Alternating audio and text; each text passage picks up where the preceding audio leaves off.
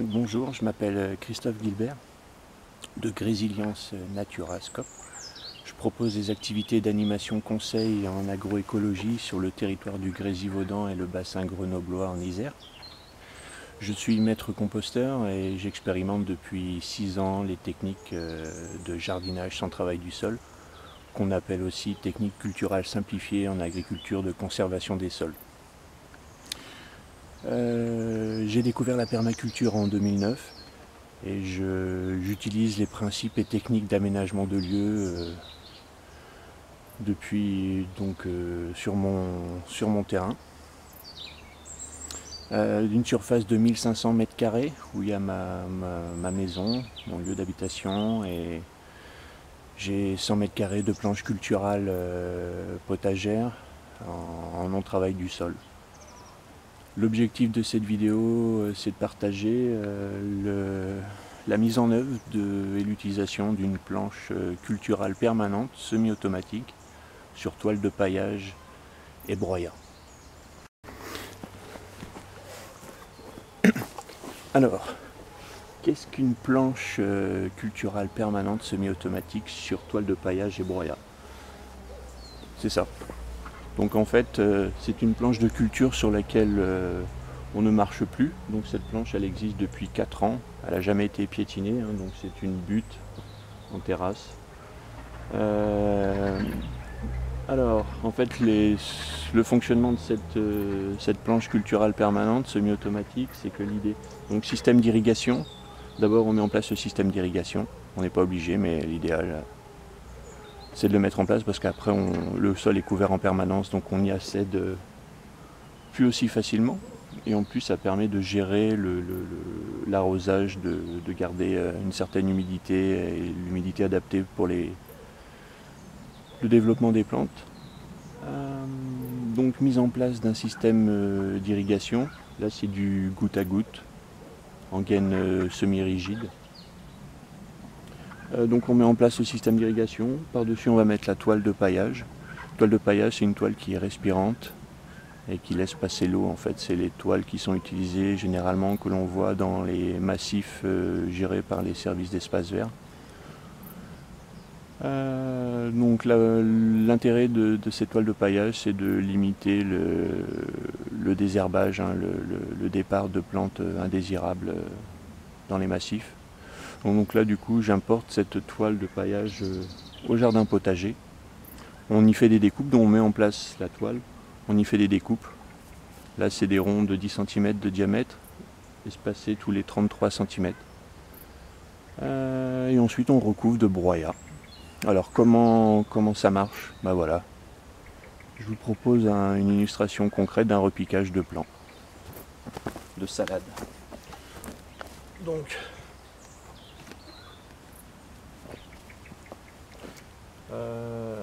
alors cette planche, elle a été mise en œuvre il y a 1 mois environ. Donc là je recherche ma découpe.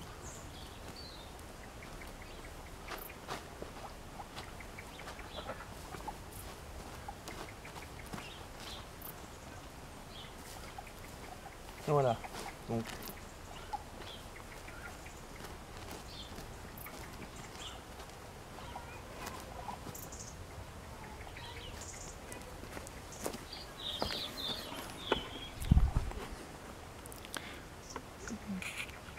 Donc on accède, on écarte le broyat, on voit la toile de paillage avec la découpe et le goutteur. Donc il suffit de faire son repiquage à cet endroit-là, tout simplement.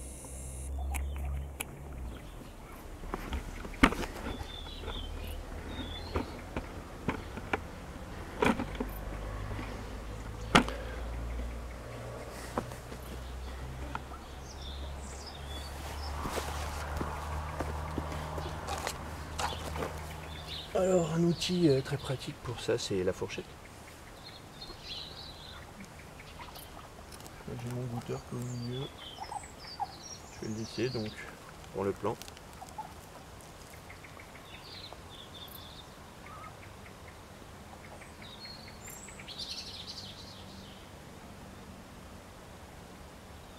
Et donc j'utilise des éléments de bouteille, en fait des bouts de bouteille que j'ai découpés. Alors là j'ai le goûteur qui va me gêner un petit peu, du coup je tombe en plein milieu, donc je vais laisser mon... Je vais faire un petit arrosage d'abord.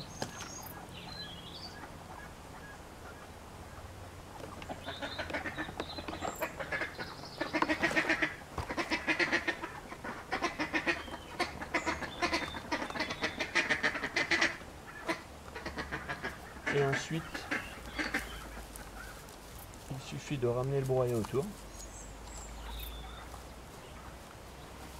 Voilà. Donc l'intérêt de ces planches de culture, en fait, ce que j'ai pas dit au départ, mais l'avantage, c'est donc une fois qu'on a fait la mise en œuvre, c'est uniquement d'accéder aux découpes pour pouvoir faire son semis ou son repiquage. L'arrosage sera géré automatiquement, enfin en tout cas il sera plus manuel, il peut être géré automatiquement par un petit programmateur qu'on installe en nez de robinet ou en amont de l'installation. Moi c'est une installation ici par gravité. Donc, alors, les matériaux nécessaires à la mise en œuvre d'une planche culturale semi-automatique sur toile de paillage et broyat. Tout d'abord une cisaille. La cisaille ça permet de couper la partie aérienne des plantes. On conserve bien la partie racinaire des plantes. On ne perturbe pas le sol. On coupe uniquement les parties aériennes. On est vigilant tout ce qui est en graines, les plantes en graines. À vous de voir si on les laisse ou pas. Préférable de les enlever quand même. Voilà. Donc la cisaille pour couper la partie aérienne des plantes. Une fois qu'on a fait ça, le système d'irrigation, là c'est de la gaine semi-rigide avec des goutteurs espacés tous les 30 cm. Avec ces gaines, on utilise, il y a toute la panoplie des accessoires qui permet les coudes, le robinet pour gérer le débit, des coudes, des petits piquets pour fixer les goutteurs au sol, et puis les petits anneaux de fin de ligne. Il existe également des bouchons pour permettre une purge ou autre. Donc voilà, donc le système d'irrigation avec des gaines semi-rigides, c'est intéressant. Ça a un certain coût. Et cette irrigation, comme je parlais tout à l'heure, elle peut être gérée de façon automatique par ce programmateur qui se met donc, c'est un programmateur dit nez de robinet. Il se met en amont de la distribution et il permet d'automatiser la distribution de l'eau. Donc un réglage des heures de démarrage, réglage de l'heure, réglage des heures de démarrage, la durée, la programmation, les jours de distribution d'eau, off et en mode automatique. Celui-ci semble bien, sauf que moi je suis en distribution par gravité, donc du coup j'ai pas assez de pression. Donc ce genre, faut vraiment être vigilant sur les débits de pression d'eau d'utilisation de ces programmateurs. Donc là je vais être obligé de me mettre en recherche de programmateurs basse pression en fait, donc de moins d'un bar. Moi j'ai moins d'un bar dans mon réseau de distribution. Donc voilà, mais ce genre de petites... donc c'est autonome, ça fonctionne sur pile. Ça gère automatiquement l'arrosage pour vous. Donc intéressant. 2 fois par jour. Ensuite, la fameuse toile de paillage. Donc une toile de paillage, c'est ça. Donc vous voyez tout de suite on voit, hein, faut être vigilant justement à pas avoir ces éléments là, le tissage qui se déface. Donc du coup ces toiles bloquent la lumière, en fait elles laissent passer l'eau et l'air. Elles bloquent simplement l'accès au soleil aux plantes. C'est pour ça que voilà, ça gère bien, ça freine bien le développement des plantes indésirables. Durée de vie du fabricant, 6 ans. Bon, c'est en plastique, voilà. Et pour revenir donc, ce qui use ces toiles de paillage, ce sont principalement le soleil et le déchirement. Donc nous, le fait que ça soit couvert de broyat, ça protège la toile. Et en plus, vous allez voir au niveau du déchirement, j'ai trouvé une façon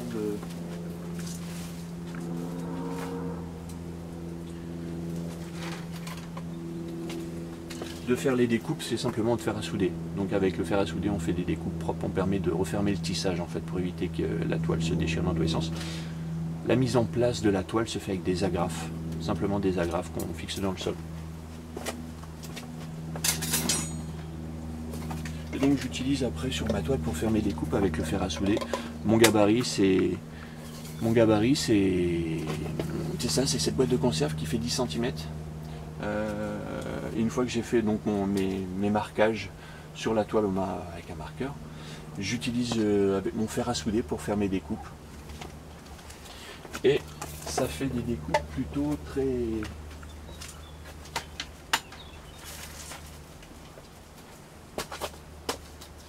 intéressantes parce que voilà, donc ça ce sont mes restes de découpe. Vous voyez, du coup ça referme ça fait fondre les lames en plastique et du coup voilà, ce qui permet que la toile ne parte pas en petits morceaux. Ouais, parce que c'est du plastique, donc et puis en plus c'est pas bien sympa à ramasser dans le jardin, c'est vraiment galère. Donc voilà, pour éviter ces problèmes là, au fer à souder 10 cm ou plus ou moins. L'avantage des 10 cm, c'est que ça permet d'utiliser le transplantoir. Voilà, et puis donc le fameux élément de bouteille que je mets pour éviter que le broyat vienne recouvrir le sol, notre découpe en fait, permettre à la plante de ne pas être en contact avec le broyat, éventuellement les champignons et autres. Et puis pour éviter ce problème d'incorporation du broyat de la matière carbonée dans les premiers centimètres du sol et d'avoir cette fameuse fin d'azote. Alors on fait un petit point, petit rappel sur la mise en œuvre. Donc d'abord, amender son sol. Du sable, du compost, ce qu'il y a besoin pour amender le sol ou pas. On met en place, donc moi j'ai mis du sable et du compost animal. Compost de déchets verts ou compost animal, c'est bien d'alterner régulièrement les deux, voilà, d'équilibrer les apports au niveau du sol. On a amendé son sol, donc là, sable, compost. Ensuite, on met en place son système d'irrigation. Donc moi, il est déjà en place. Je n'ai pas voulu tout enlever, mes goutteurs, mes gaines souples, parce que voilà, elles étaient déjà en place. Donc du coup, j'ai mis mon sable et mon compost par-dessus, pour pas m'embêter, mais il vaut mieux amender son sol et mettre son système d'irrigation par-dessus. Et maintenant, et ben voilà, donc j'ai mis du compost autant que le sable, je dirais, pas des gros tas, pas des grosses quantités, une répartition uniforme sur toute la planche, histoire de recouvrir le sol.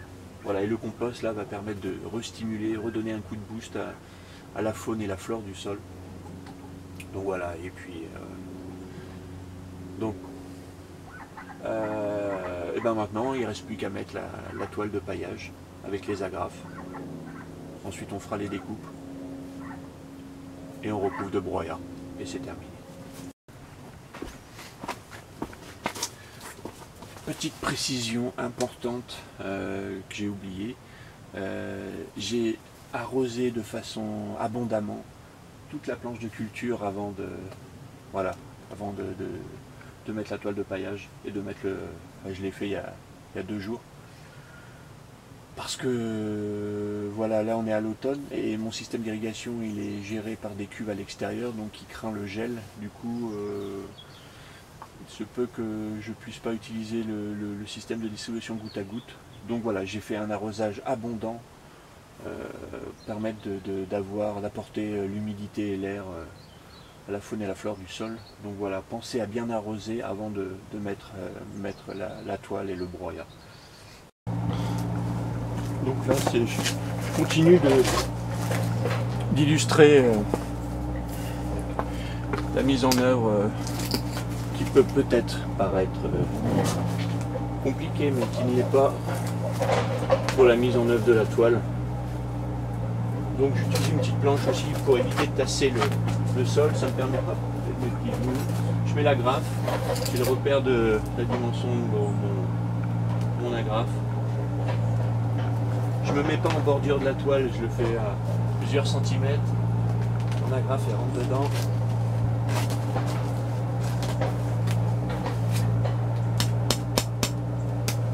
Voilà. On essaye de travailler tendu toujours.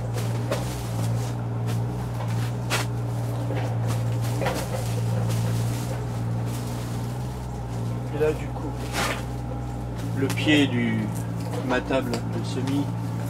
Hop. Je vais la découper, je vais faire la découpe de la toile pour permettre le bon positionnement de la toile pour une bonne couverture. Laisser aucun espace possible aux plantes de pouvoir sortir par là, de restreindre au maximum.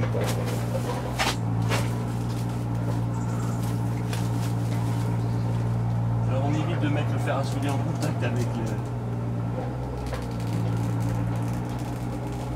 les fentes de ceinture. Un peu d'électricité. Voilà, du coup, hop, on est en tension, j'attrape une agrafe. Ici, on voit bien que là, il y a besoin d'une. Positionne, faire un souder. Crac. Sim.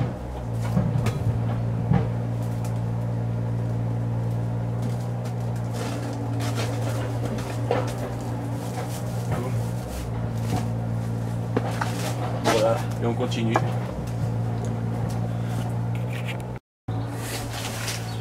Donc là, l'occasion de vous montrer le fait de dégager la bordure pour pouvoir mieux un peu enterrer la toile de paillage, là, mieux qu'elle tienne mieux avec la graffe. Donc à l'aide de cet outil simplement. Du coup ça nous permet de voir que mon sol il n'est pas assez humide. Hein. Je n'ai pas assez humidifié, vous voyez, c'est bien sec. C'est un sol bien léger, hein, souple. Mais voilà, c'est sec. Donc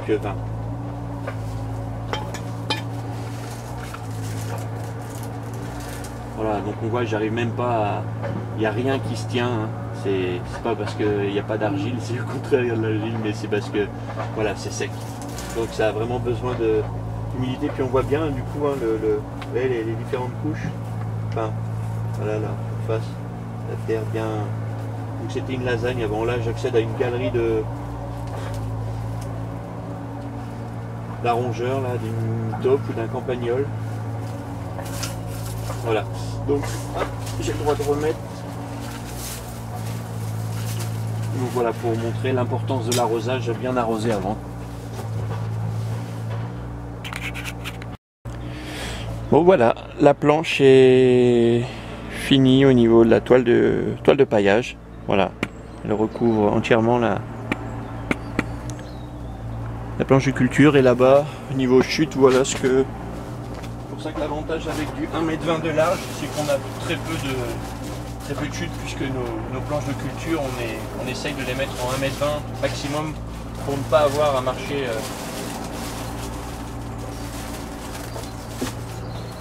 sur le sol. Donc voilà, planche terminée. Maintenant, on va faire les découpes on va faire le marquage pour les découpes. Donc voilà, j'ai démarré le marquage sur les bâches.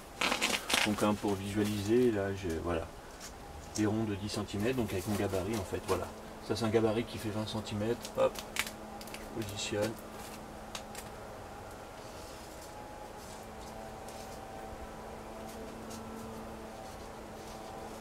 Hop, voilà. Et donc en fait ils sont mis en quinconce, de manière à ce que ça fasse 30 à l'axe. Voilà. Et donc j'utilise les marquages sur les toiles qui permettent d'être droit et d'être précis dans le positionnement. Donc voilà ce qu'il faut pour la petite planche pour éviter de casser trop le sol. Voilà, et puis il ne reste plus qu'à faire la suite. Voilà, donc j'ai démarré le découpage des toiles.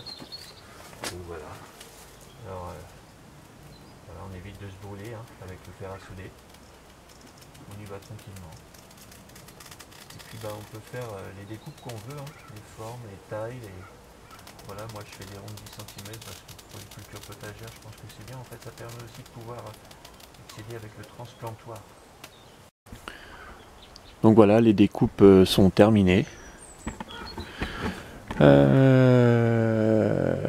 Donc les rehausses, donc il ne reste plus qu'à mettre le broyat en fait. Hein. Donc là j'ai mis les rehausses pour imaginer avoir le broyat tout autour.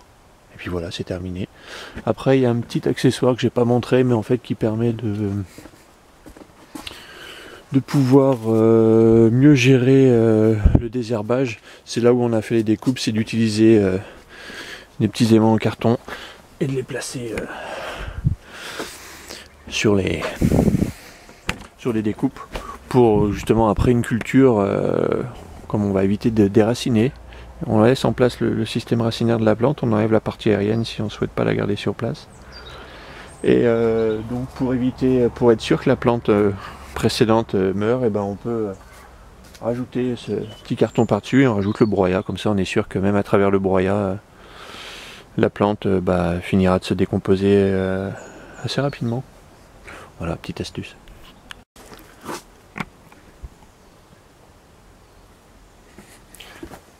Alors, concernant le broyat, petite précision, donc du coup pour sa mise en œuvre j'utilise des gants et puis une petite balayette de façon à bien répartir le broyat sur la toile. Et puis voilà, que ça soit propre. J'aime bien aussi que ce soit joli dans ma serre. Et donc le broyat il doit être bien sec. Peu importe l'origine du bois, si c'est du thuya, si c'est du laurier, si c'est du... peu importe. Si on a accès à du BRF, c'est super. Mais comme on ne cherche pas là à faire à que la matière se dégrade trop rapidement, au contraire on veut que ça reste en place le plus longtemps possible. Et elle devrait rester un certain temps en place puisqu'elle n'est pas en contact direct avec le sol. Donc du coup, et puis l'arrosage va se faire directement au niveau du sol, pas sur le broyat ne va pas être arrosé.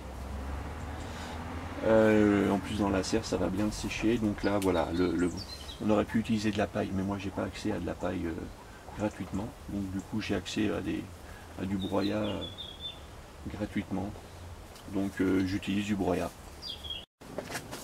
Voilà, donc illustration finale pour cette planche de culture permanente semi-automatique sur toile de paillage et broyat.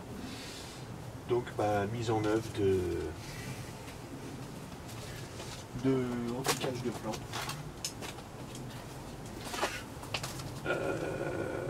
Voilà, donc des rehausses pour l'extérieur un peu plus haute, du coup je recoupe en deux. J'ai pas trop envie que mes rehausses en plastique se voient, dépassent, qu'elles soient bien noyées au milieu du broyat. Hop.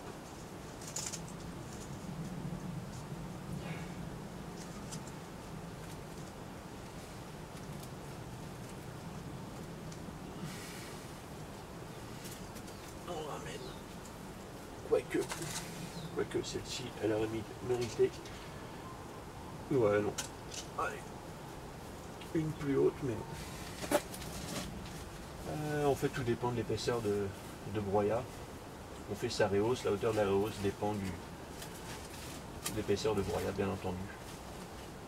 Donc voilà, là j'ai la chance d'accéder à une zone qui est tout propre. Alors là, j'accroche quelque chose. Est-ce que c'est le goûteur ou non? Reste de plante. Donc, je suis pas dans mon sable. Eh bien, c'est point grave. Hop.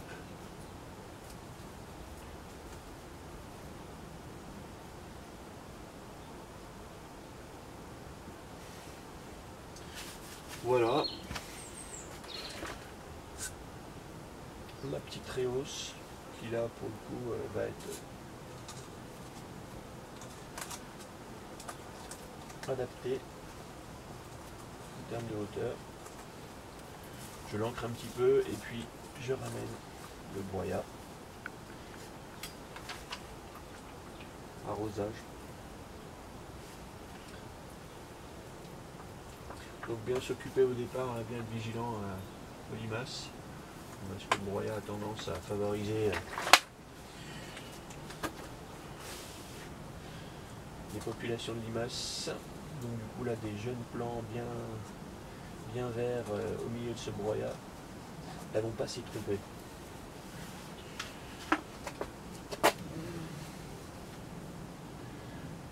Allez, donc on va ici.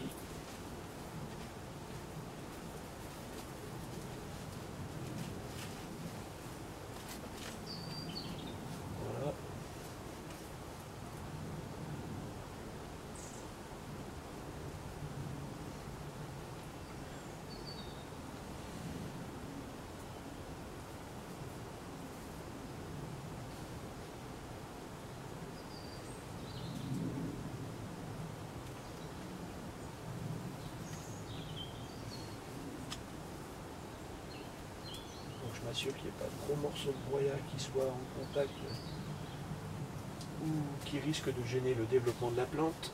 Ma petite réhausse. On va mettre un peu plus haut.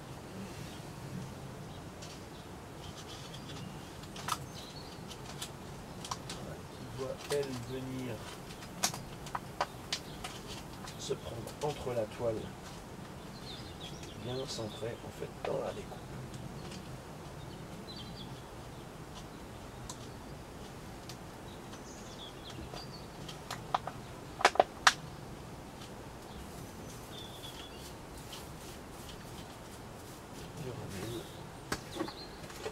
L'arrosage, donc qui permet vraiment de, en plus cette réhausse, de cibler au mieux l'arrosage. Et puis c'est tout. Donc voilà, j'en profite pour remercier les gens qui m'ont inspiré sur l'aboutissement de cette planche de culture, des gens comme Dominique Soltner et son ouvrage Le jardin sans travail du sol, Jean-Marie Lespinasse avec le jardin au naturel, les gens de l'agriculture de conservation des sols, et puis le groupe de discussion BRF sur internet. Donc voilà, merci à eux pour le partage de leurs connaissances. À bientôt.